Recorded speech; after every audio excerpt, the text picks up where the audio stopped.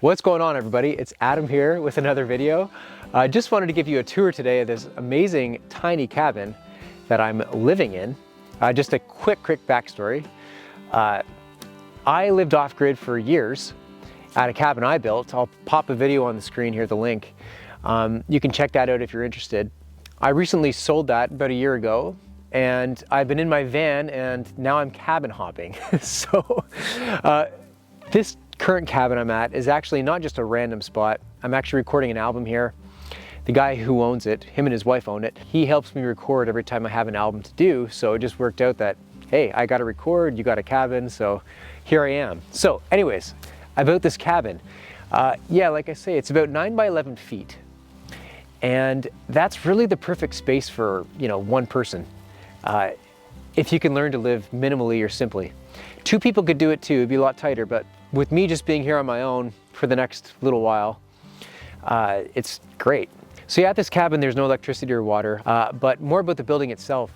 A lot of it's reused materials. So the wood, it's not like the prime cuts of wood. It's not like beautiful cabinetry and all this stuff.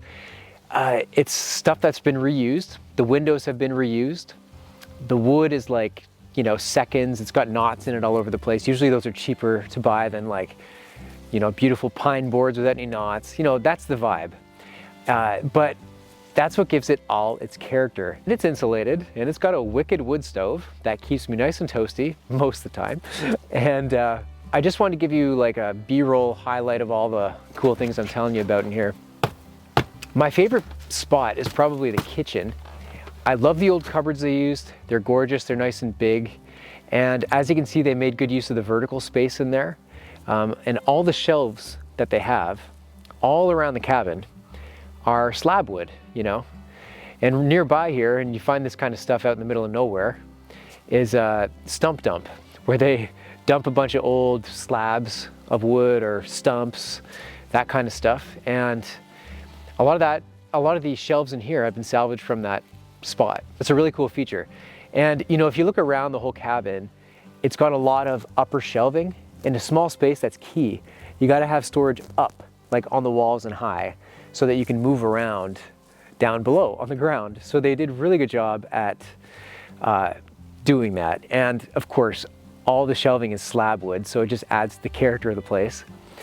Another cool thing they did for storage was on the floor, the benches that line the outside of the cabin, again, good for space.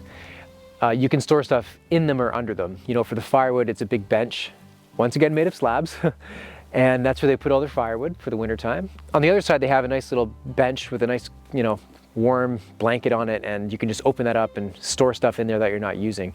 So storage is everything in a space like this, and they did an awesome job at leaving the middle more free and open and the sides above and below for storage.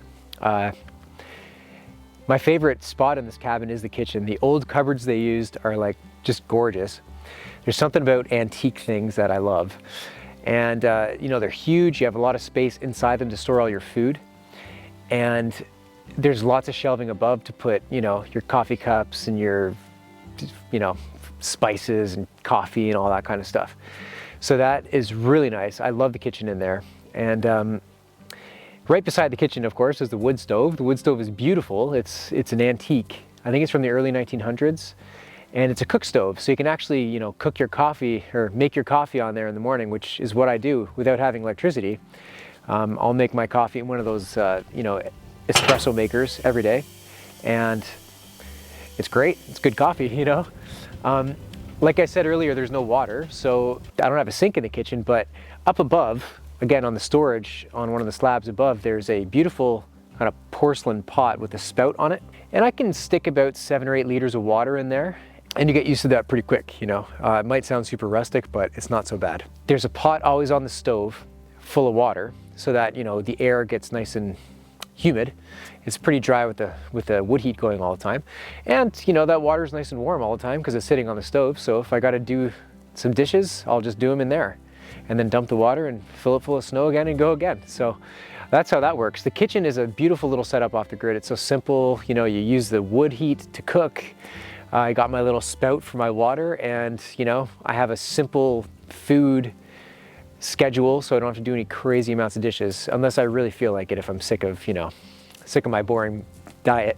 So, and of course for sleeping, it's up in the loft. There's a ladder. You've probably seen the ladder in a few shots now.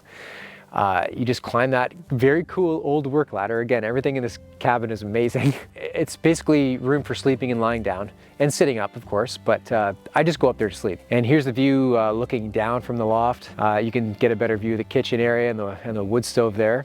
They reuse some other building materials up for hanging on. They have these awesome handles up there, which look like industrial or something, but they fit the cabin vibe. So they put those on the floor and you can hang on to those as you're going up and down. So it's a really good layout. And as you can see behind me here, there's a bit of an overhang like over the porch where all the wood is here. And that gives you more space up in the loft. It's a very typical cabin design. If you YouTube any cabin videos, you'll see the same kind of design as that. And yeah, a few other little things I love about this place are, the curtain rods. They're copper. They're like copper pipes. I'm not 100% certain, but I have a feeling they're just reused copper pipes from somewhere. And the curtains themselves are actually fabric that come from dance costumes, because the owners, the lady, Jen, she's made a lot of dance costumes in her day, and this fabric just comes from leftover projects.